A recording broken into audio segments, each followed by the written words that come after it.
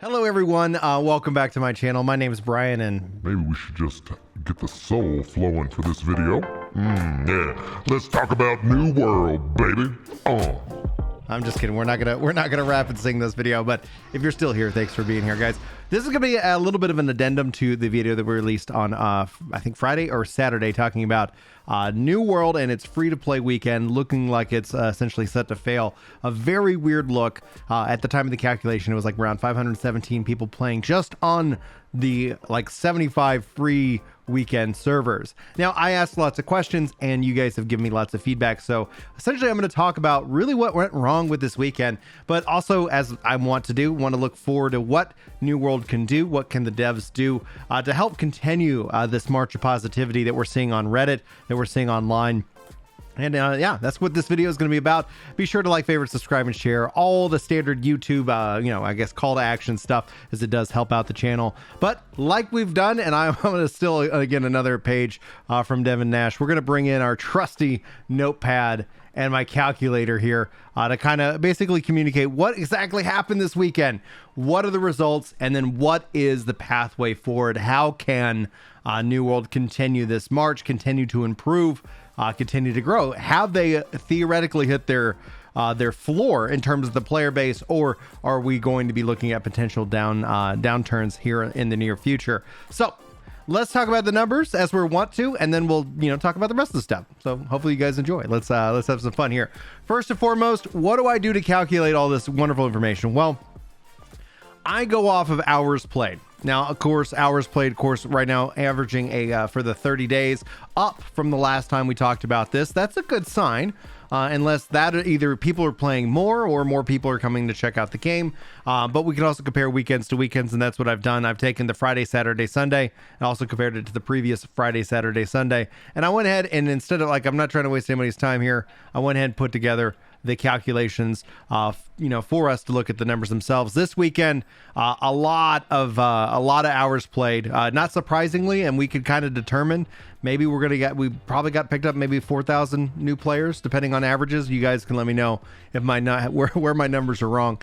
But 1.8 million hours played, same as last week, except for we ended up having a surplus, a little bit more hours played, which roughly translates, if you just look at the difference in hours, looking at kind of a 10-hour span over the course of the weekend of game time, roughly relates to about 4,000 players. Whether these are new players or returning players, ultimately we can't tell. And that's kind of the weirdest thing, again, pointing back to the previous video, talking about why are there so many of these numbers. Now, New World in and of itself continues to see its growth, and that's what exactly as I predicted last time. As more of the lower averages drop off, and as more of the newer averages drop up, and actually I think I haven't refreshed in a while. Right now we're starting at the time of this recording to get into that peak time for EU. Some people in North America, I guess, are playing more right now, and so we're seeing that climb up. And so we're going to start to see some green numbers. The question is that going to be a maintained growth? And I honestly don't think it will be.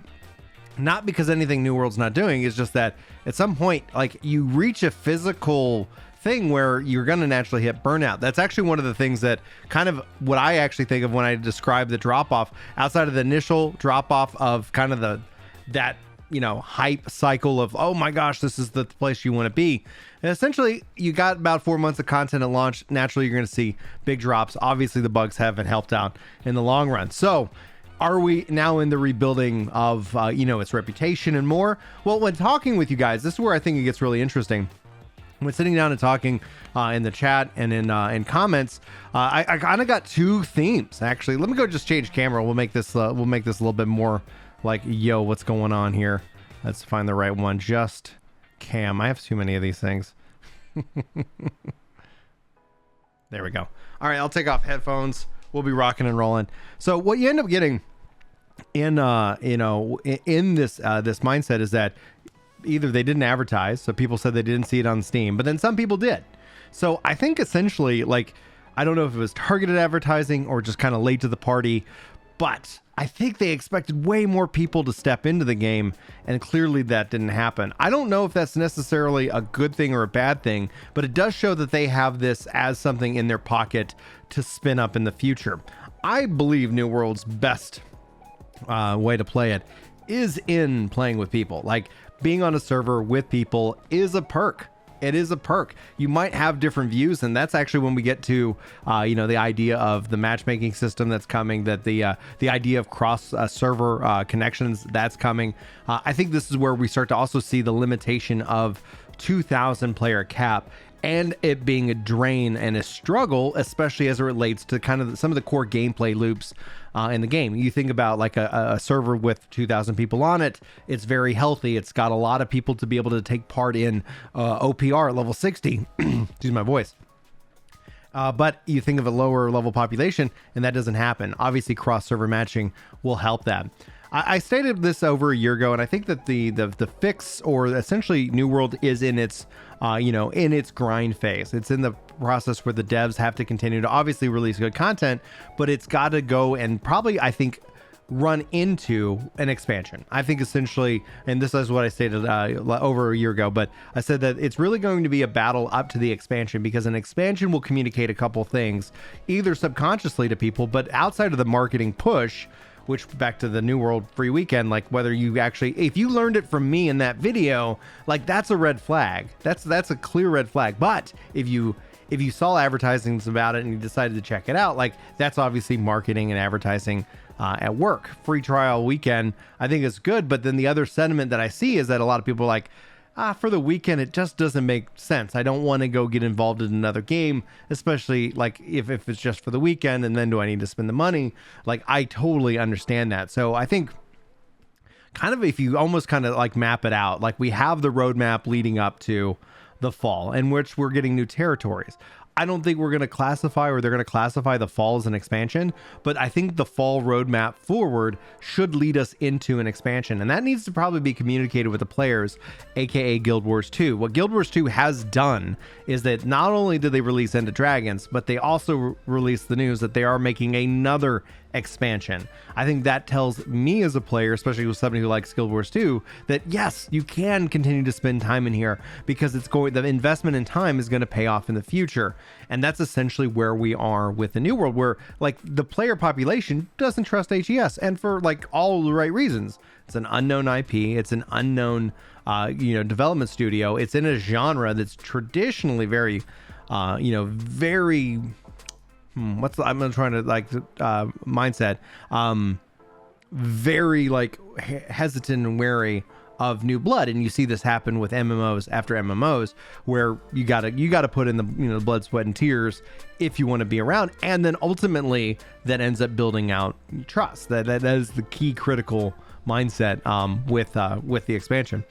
So an expansion helps communicate trust. It helps add a whole new level of marketing to help invite people back in. Maybe you picked up the game and you were like, it's kind of buggy, or maybe it just needs a lot more work. If you saw advertisements for expansions, then that would say, hey, maybe it's time for me to come back and check that out, or come back and get ready for the expansion itself. And being that we haven't seen any of that happen before, I think that's clearly what it is. Honestly, I stand by all of my past videos. Like, none of my opinions really have changed on the subject, but looking at a free trial weekend and it necessarily not going well, I think it was definitely, kind of a miss in terms of how it ended up being executed, but it does set itself up for interesting future. And then ultimately, I really wish I was a fly on the wall to kind of hear what the expectation was. What were they hoping to get out of this weekend versus what they actually ended up getting out of this weekend itself. Overall player numbers are up. Could have been driven by obviously the double XP weekend. Could be driven by just the reception of patch 1.5. I think essentially what they can continue to do is hit it out of the park in terms of the next one, update 1.6, 1.7, and so on and so forth, leading into an announcement of an expansion will help solidify trusts. From there, obviously, it's the march to the next expansion. How often do you put these out there?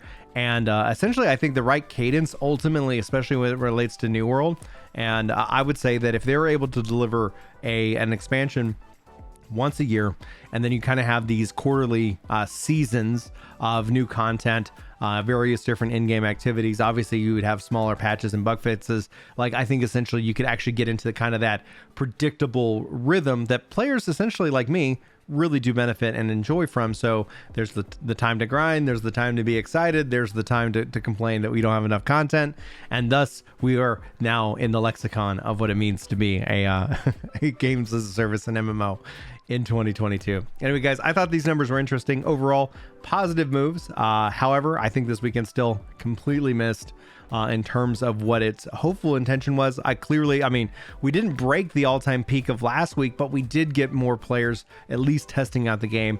And and I think for those, we'll have to see obviously next weekend what the impact is. Do we continue to see numbers trend upwards, or are we going to be kind of in this space for a little bit?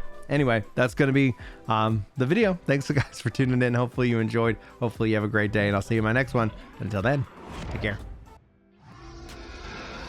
Yeah.